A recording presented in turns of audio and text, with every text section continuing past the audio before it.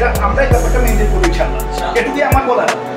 আমার একটু সবার কাছে চাওয়ার এছাড়াও আমরা ছোট ছোট করে লিখিত করেছিলাম আমরা অ্যাকচুয়ালি কি চাই সেটা নিয়ে আমরা